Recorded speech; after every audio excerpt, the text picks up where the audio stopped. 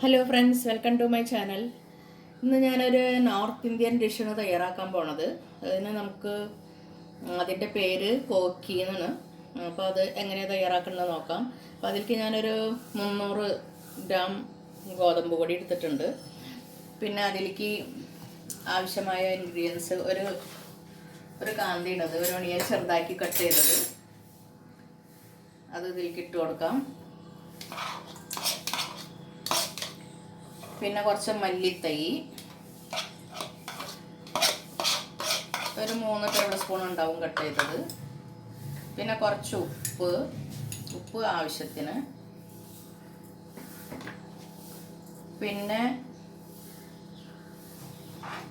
ഒരു 1/2 ടീസ്പൂൺ മുളക് പൊടി. പിന്നെ ജീരകം 1/2 ടീസ്പൂൺ. പിന്നെ അത് അജ്വൈനാണ്, അയമോദകം, അത് 1/2 ടീസ്പൂൺ. പിന്നെ പച്ചമുളക്, ഇതൊരു 3 എണ്ണം ഉണ്ട്. അപ്പം മുളക് നിങ്ങൾക്ക് എരിവ് അനുസരിച്ച് കൂട്ട് കുറയ്ക്കുക ചെയ്യാം. ഇനി നമുക്കത് നന്നായിട്ട് മിക്സ് ആക്കാം.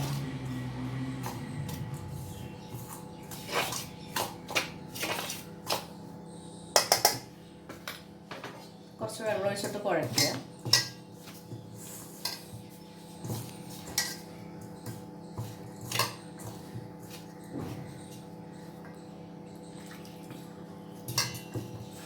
കുറച്ച് ഒഴിക്കുക. ഇത് നമ്മൾ ചപ്പാത്തിക്ക് ആട്ട കുഴയ്ക്കണേലും കുറച്ചും കൂടി ഒന്ന് ലൂസായിട്ട് കുഴയ്ക്കേണ്ട വരും. ഇത് കുറച്ച് കട്ടിയിലുണ്ടാക്കേണ്ടതാണ്. അപ്പോൾ പിന്നെ ഒന്ന് വേവാനായിട്ട് കുറച്ച് വെള്ളത്തിൻ്റെ ഇതൊക്കെ വേണ്ടി വരുമല്ലോ.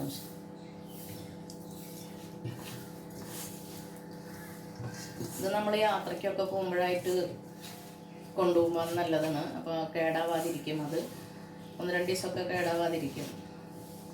എന്തെങ്കിലും അച്ചാറോ തൈരൊക്കെ കൂട്ടി കഴിക്കാം.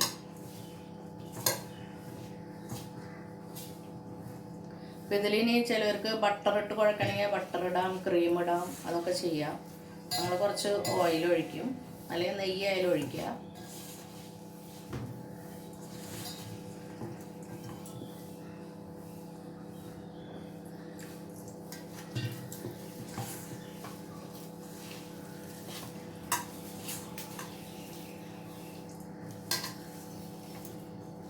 കുറച്ചും കൂടി വേണ്ടി വരും.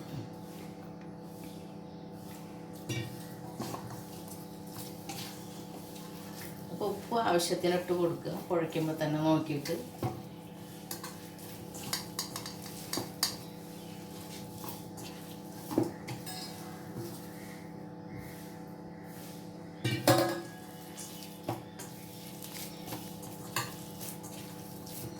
ഇനി കുറച്ച് എണ്ണയോ നെയ്യോ എന്തെങ്കിലും ഒഴിച്ചൊന്ന് ഇതിനൊന്ന് മയപ്പെടുത്താൻ ഞാൻ കുറച്ച് കുക്കിംഗ് ഓയിലാണ് ഒഴിക്കുന്നത്. ഇത് റൈസ് ബ്രാൻ ഓയിലാണ്. നമ്മൾ ഉപയോഗിക്കുന്ന കുക്കിംഗ് ഓയിൽ നെയ്യ് എന്ത് വേണമെങ്കിലും ഒഴിക്കാം അതിൽ. ഇനി നന്നായി ഒന്ന് കുഴച്ചെടുക്കുക.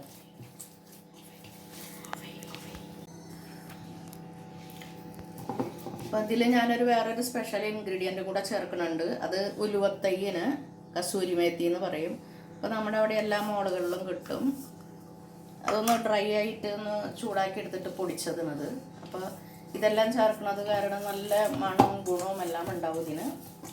അപ്പോൾ നന്നായി ഒന്ന് കുഴച്ചതിന് ശേഷം നമുക്ക് ഇത് വേവിക്കാൻ വയ്ക്കാം. അപ്പോൾ ഞാനൊരു തവ വെച്ചിട്ടുണ്ട്.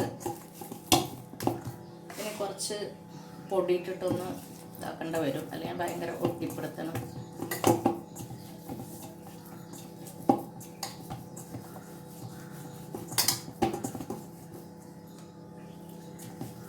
ഇത് കൈ കൊണ്ട് തന്നെ നമുക്ക് പരത്തിയെടുക്കാം.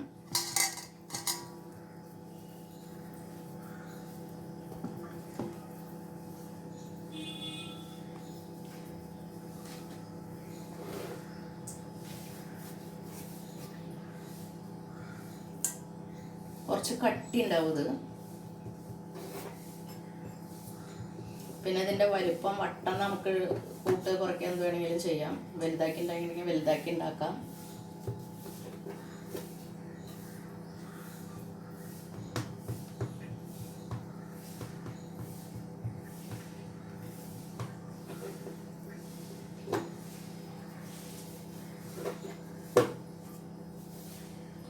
ശരിക്കും റൗണ്ടൊന്നും വരില്ല, കാരണം ഈ ഒണിയനൊക്കെ ഇങ്ങനെ കട്ട് ചെയ്തിട്ട് ഇങ്ങനെ കുറച്ച് ഇങ്ങനെ നിൽക്കുമല്ലോ, പൊടി പോലെയല്ലല്ലോ അത്. അപ്പം അതുകൊണ്ട് ചപ്പാത്തി പോലെ ശരിക്കുള്ള റൗണ്ട് അങ്ങനെ ആവില്ല.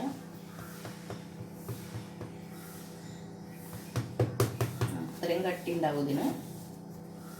ഇനി നമ്മൾ ചൂടായ തവയിലിട്ടിട്ട് ചെറിയ തീയിൽ വേവിക്കുക, അല്ലെങ്കിൽ പിന്നെ ഹൈയിൽ വെക്കുമെങ്കിൽ അതിൻ്റെ ഉള്ളൊന്നും വേവില്ല.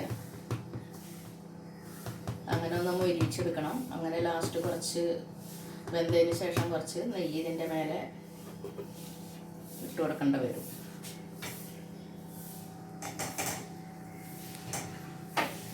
കുറച്ച് ഭാഗമൊന്നും മൊരിഞ്ഞ് തുടങ്ങുമ്പോൾ നമുക്ക് അത് മറച്ചിടേണ്ടി വരും.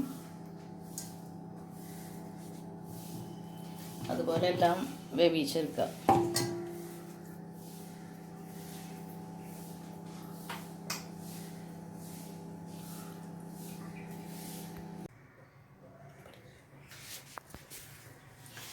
ഇതിൻ്റെ ഒരു സൈഡിൽ നിന്ന് ഇങ്ങനെ മൊരിയുമ്പോൾ മറ്റേ സൈഡും കൂടെ മറിച്ചിടുക. ഒരു ബ്രൗൺ കളറാവും കുറച്ച് അവിടെ ഇവിടെയൊക്കെ ആയിട്ട്. എന്നിട്ട് കുറച്ച് നെയ്യ് അതിൽ പുരട്ടി കൊടുക്കാം.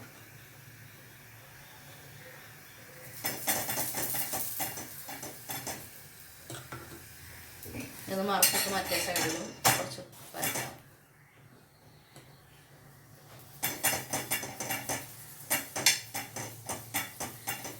രണ്ട് സൈഡിലും പരട്ടി കൊടുക്കുക.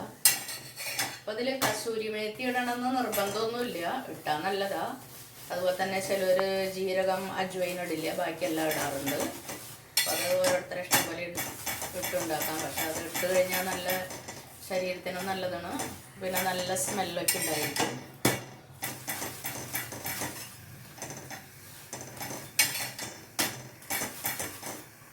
ഇപ്പോൾ 2-3 ദിവസമൊക്കെ ഇരിക്കും ഇത് കേടാവാതെ.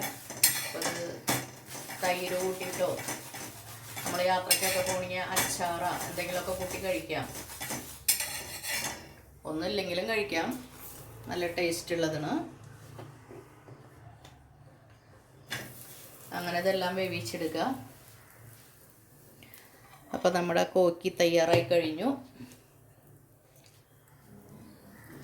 നിങ്ങളെല്ലാവരും തയ്യാറാക്കി നോക്കുക, കഴിച്ച് നോക്കുക. അപ്പോൾ നിങ്ങൾക്ക് എൻ്റെ വീഡിയോ ഇഷ്ടപ്പെട്ടെങ്കിൽ നിങ്ങളെല്ലാവരും ലൈക്ക് ചെയ്യാനും ഷെയർ ചെയ്യാനും സബ്സ്ക്രൈബ് ചെയ്യാനും മറക്കരുത്. മറ്റൊരു വീഡിയോയുമായി വീണ്ടും എത്താം. Thank you.